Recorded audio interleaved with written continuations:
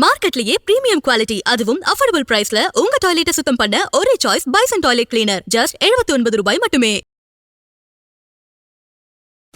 ஒரே நாளில் MRF share price 11,000 increase ஆகிருக்கு. அதுக்கான காரணம் என்னங்கிறத நாகப்பன் சார்ட்ட கேட்கலாம். அதுக்கு முன்னாடி மார்க்கெட் நிலவரத்தை பார்த்துடலாம். நிஃப்டியை பொறுத்த வரைக்கும் 50 புள்ளிகள் அதிகமாகி 25,693 முடிவடைஞ்சிருக்கு. சென்செக்ஸை பொறுத்த வரைக்கும் 266 புள்ளிகள் அதிகமாகி 83,580 முடிஞ்சிருக்கு. வாங்க சார்ட்ட பேசலாம்.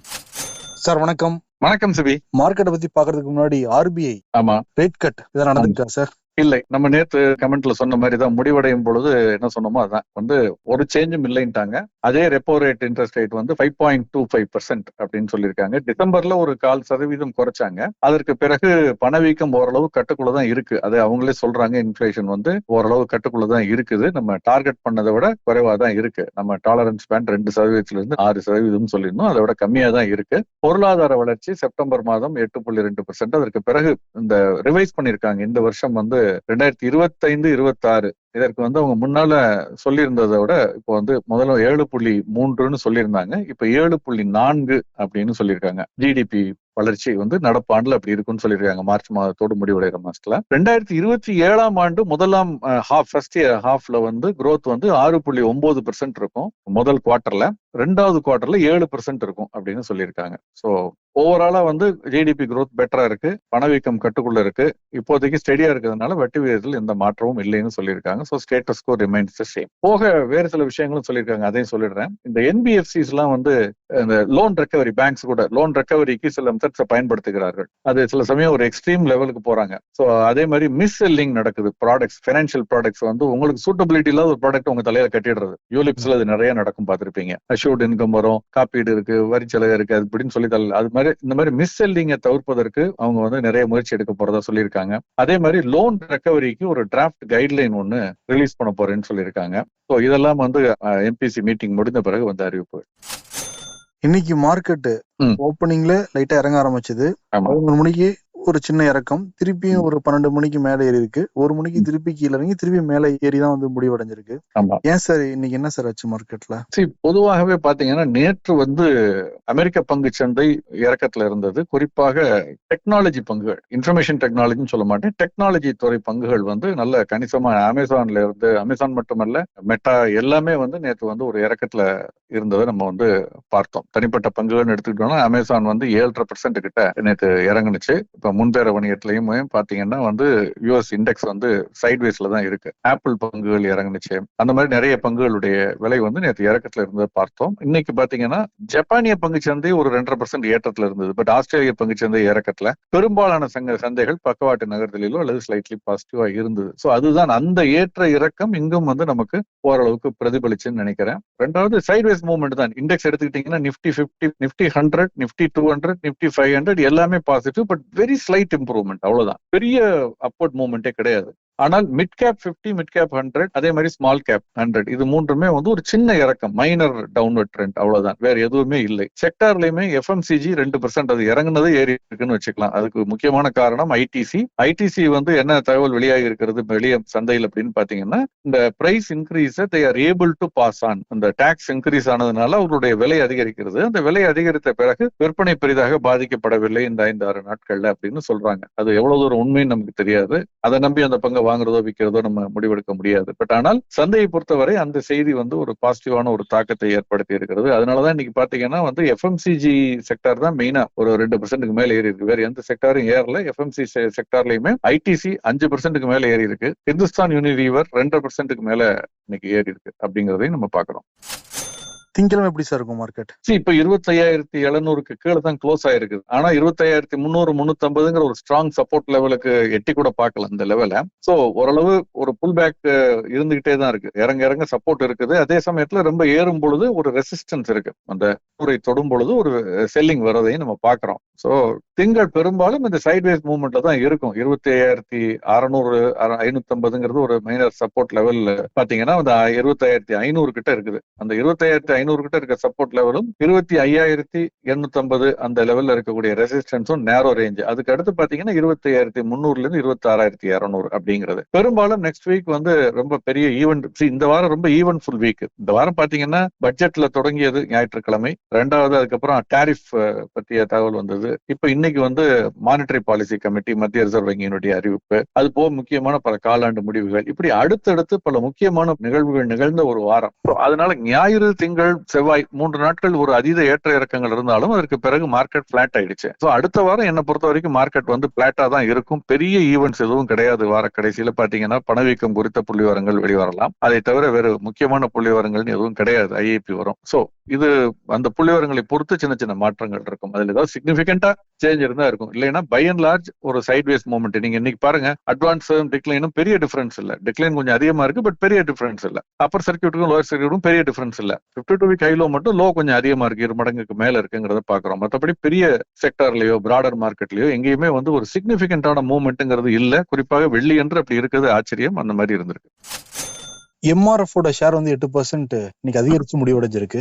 ஆமா, என்ன சார் ரீசன்? இன்ஃபேக்ட் ஒரு கட்டத்துல 9% தாண்டி 1,47,000 தாண்டி வணிகம் நடந்தது. இன்னைக்கு மட்டும் ஒரு 11,000 ரூபாய்க்கு மேல ஏற்றத்துலதான் முடிவடைஞ்சிருக்கு. 12,000க்கு மேல போனுச்சு. ஆனால் 11,000 ரூபாய், நேரத்தை விட 11,000 ரூபாய்க்கு மேல ஏற்றத்துல இன்னைக்கு முடிவடைஞ்சிருக்கு. முக்கியமா அவங்களுடைய 3ஆம் காலாண்டு முடிவுகள் அது வந்து வெளியானது. இந்த ரிசல்ட்ஸ் நல்லா இருக்கு அப்படிங்கிற ஒரு அடிப்படையில வந்து பங்கினுடைய விலை ஏறுது. நெட் ப்ராஃபிட் பாத்தீங்கன்னா இந்த காலாண்டுல 691 கோடி, அதே காலாண்டு முந்தைய ஆண்டுல 316 கோடி. அதை விட 2 மடங்கு கிட்டத்தட்ட இது வந்து 2 மடங்குக்கு மேல வந்து வந்திருக்கு. 316 கோடியா இருந்தது, இப்ப 691 கோடிங்கிறதுனால அதனுடைய தாக்கம் பங்குச்சந்தையில பார்க்க முடிந்தது. இவ்வளவு லாபம் ஈட்டியும் இவ்வளவு லாபம் அதிகரித்தும் நிறுவனம் வந்து அவங்க ஒரு டிவிடெண்ட் வந்து டிக்ளேர் பண்ணிருக்காங்க. ஒரு இன்டரிம் டிவிடெண்ட் 3 ரூபாய் டிக்ளேர் பண்ணிருக்காங்க. 30% சொல்லலாம் அந்த பங்கினுடைய விலையில, மதிப்புல, முகமதிப்புல 3 ரூபாய் டிவிடெண்ட் டிக்ளேர் பண்ணிருக்காங்க.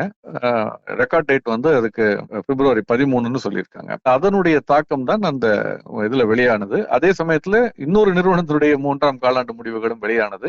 BEML, மத்திய அரசு நிறுவனம், பொதுத்துறை நிறுவனம் சொல்லலாம், டிஃபென்ஸ்ல இருக்கக்கூடிய நிறுவனம். அந்த அவங்களுடைய நஷ்டம் வந்து 22 கோடியாக அதிகரித்திருந்தது. ரெவென்யூ குரோத் 24% இருந்தாலுமே நஷ்டம் வந்து 22 கோடியாக அதிகரிச்சிருக்குது அப்படின்னு சொன்னாங்க. பாத்தீங்கன்னா 24 கோடி லாபம் இருந்தது சென்ற ஆண்டு இந்த காலகட்டத்தில். அந்த 24 கோடிக்கு லாபத்திற்கு பதில் இப்ப 22 கோடி நஷ்டம்னு சொல்லியிருக்காங்க.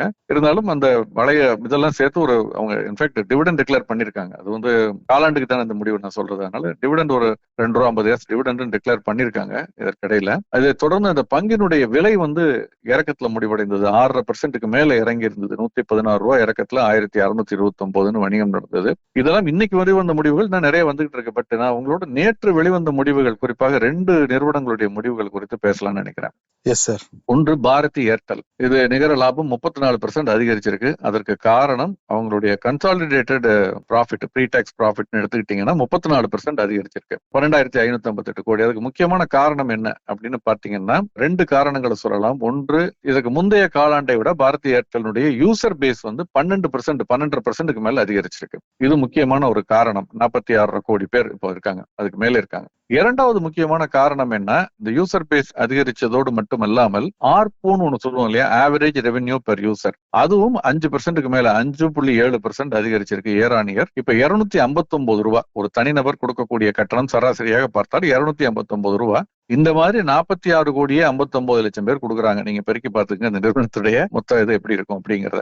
இது ஒரு ரிசல்ட் வெளியாகி இருக்கிறது, மிக முக்கியமான ஒன்று. ரெண்டாவது LIC, இது பொதுத்துறை நிறுவனம், அரசு கைவசம் பெரிய அளவுல பங்குகள் இருக்கு. அவங்களுடைய லாபம், நிகர லாபம் 17% அதிகரிச்சிருக்கு இந்த காலாண்டுல. டிசம்பர் மாதம் முடிவடைந்த காலாண்டுல 12,958 கோடி அப்படின்னு சொல்லியிருக்காங்க. இதற்கு அவங்களுடைய premium income, net premium income அதிகரிச்சது ஒரு காரணம் அப்படிங்கிறது சொல்றாங்க. இது தவிர வேறு சில விஷயங்களுமே அவர்கள் சொல்லியிருக்காங்க. ஒன்று, ஹெல்த் இன்சூரன்ஸ் சம்பந்தமாக ஒன்னு ஆரம்பிக்கிறதா இருந்தாங்க. அதுல கொஞ்சம் ஸ்லோவா போற மாதிரி தெரிகிறது. இன்னொரு விஷயம், அவங்களுக்கு நிறைய ரியல் எஸ்டேட் இருக்கு, அதை மானிட்டைஸ் பண்றதை பத்தி கேட்ட பொழுது அது வந்து நிறுவனத்தினுடைய வளர்ச்சிக்கு உதவும் என்றால் நாங்க அதை செய்வோம் அப்படின்னு சொல்லியிருக்காரு. அதே மாதிரி இன்னொரு விஷயம் என்னன்னா வந்து அந்த அவங்களுடைய பங்கு விலக்கல் மத்திய அரசு வந்து 2022 பங்கு வெளியிட்டார்கள். அப்பொழுது ஒரு 5% இப்ப வந்து அதிலிருந்து 5 ஆண்டுக்குள் 10% ஆக்க வேண்டும். அதாவது 2027க்குள்ள அது உரிய தக்க நேரத்துல அரசு அதை பத்தி கால் எடுக்கும் அப்படின்னு சொல்லியிருக்காரு. இதெல்லாம் பார்க்கணும். நான் பலமுறை சொல்லியிருக்கேன். ஆனால் அது அரசாங்கம் கேட்க மாட்டாங்க. ஏன்னா கேட்கல ஏற்கனவே. ஏன்னா தனியார் மயமாக்குறதுல எனக்கு எந்தவித பிரச்சனையும் இல்லை. ஏன்னா அது மக்களுடைய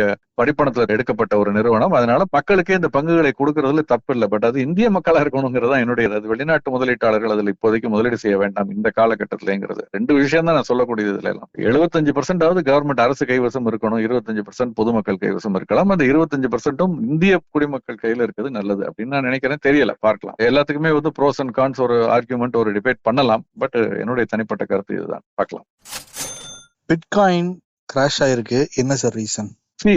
ட்ரம்ப் பதவி ஏற்பதற்கு முன்பு, இன்னும் சொல்ல போனா எலெக்ஷன் அனௌன்ஸ் பண்ண அந்த காலகட்டத்துல போன வருஷம் அக்டோபர் மாதம் என்ன லெவல் இருந்ததோ அந்த லெவலுக்கு இன்னைக்கு வந்திருக்கு. $64,000 நோக்கி வந்திருக்கு. கிட்டத்தட்ட இந்த ஓராண்டுக்குள்ள தொட்ட உச்சத்தோடு ஒப்பிட்டு பார்த்தால் பாதிக்கு பாதி ஆயிருக்குன்னு சொல்லலாம். 50% வரைக்கும் கிட்டத்தட்ட வீழ்ச்சி அடைஞ்சிருக்கு. ஏன்னா இந்த வருஷம் 1,25,000 அருகாமையில் சென்றது செப்டம்பர் மாதம் பாத்தீங்கன்னா 2025. அங்க இருந்து பாத்தீங்கன்னா இப்ப வந்து $64,000 வரைக்கும் வந்துட்டு இப்ப நம்ம பேசிக்கொண்டிருக்கக்கூடிய ஒரு காலகட்டத்துல 65,700-800 நடக்குது. ஒரு 5% ரெக்கவர் ஆயிருக்கு அப்படி வச்சுக்கோங்க. அப்படி இருக்குது. பட் ஆனால் பெரிய வீழ்ச்சி. அடிப்படையில நான் நேற்று சொன்னதுதான், மத்திய ரிசர்வ் வங்கி அமெரிக்க பெடரல் ரிசர்வ் வங்கியுடைய தலைவர் யாருங்கிறது தெரிஞ்சிருச்சு. ஒரு ஸ்டெபிலிட்டி வந்துருச்சு. அவருடைய நடவடிக்கைகள் எப்படி இருக்கும் என்று சொல்லப்படுகிறது. அது வந்து பெரிய அளவுல இதுக்கு சாதகமாக இருக்காதுன்னு சொல்றாங்க. அதனாலதான் கிரிப்டோனுடைய ஃபால் அப்படிங்கிறது இப்ப சொல்லப்படக்கூடிய விஷயம். 6 மாசம் கழிச்சு அவர் பதவியேற்ற பிறகு இது அப்படியே நேரம் மாற்றி சொன்னாலும் சொல்லுவாங்க. அதனால நம்ம காரணங்களை தேடாமல் நம்ம கவனமா இருப்பது நல்லதுன்னு நான் நினைக்கிறேன். அதே மாதிரி கரன்சின்னு பாத்தீங்கன்னா வந்து இன்னைக்கு கொஞ்சம் டாலர் ரெக்கவர் ஆயிருக்கு, ருப்பி வீக்கன் ஆயிருக்குன்னு சொல்லலாம். ஏன்னா டாலர் 34 பைசா அதிகரிச்சு $90.74 என்எஸ்சில வந்து கரண்ட் மந்த் கான்ட்ராக்ட் பாத்தீங்கன்னா.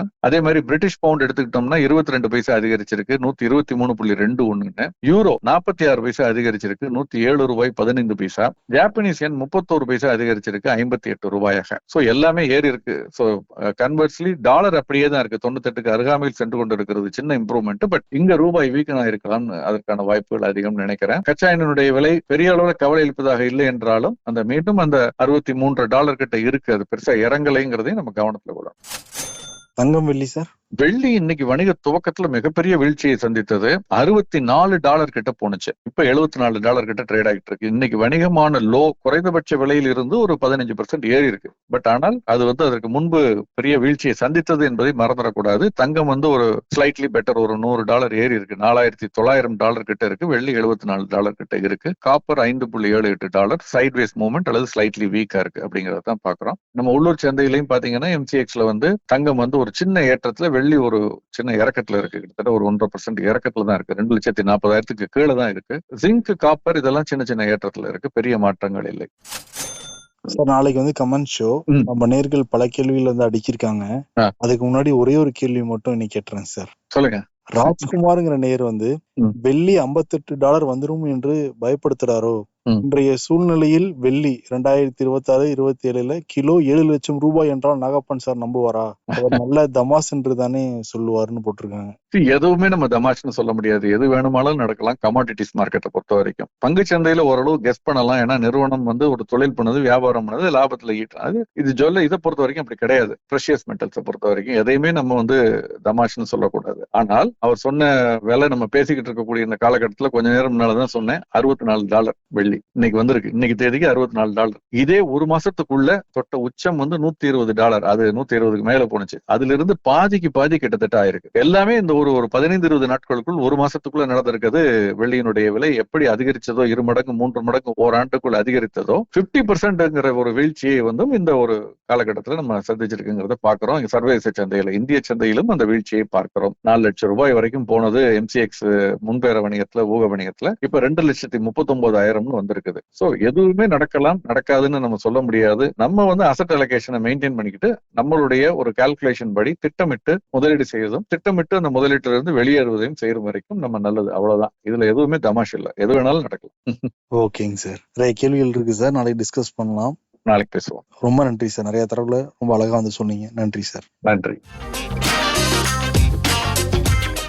உங்களின் டெய்லி கிளீனிங் ப்ராசஸ ஈஸியாவும் ஃப்ரெஷ்ஷாவும் மாற்ற பெஸ்ட் சாய்ஸ் 50 ஆண்டு கால அனுபவம் பெற்ற bison toilet cleaner. Budget friendly, அதே சமயம் பிரீமியம் குவாலிட்டி என டபுள் சேலஞ்ச். மேலும் விவரங்களுக்கு 9514 333 999.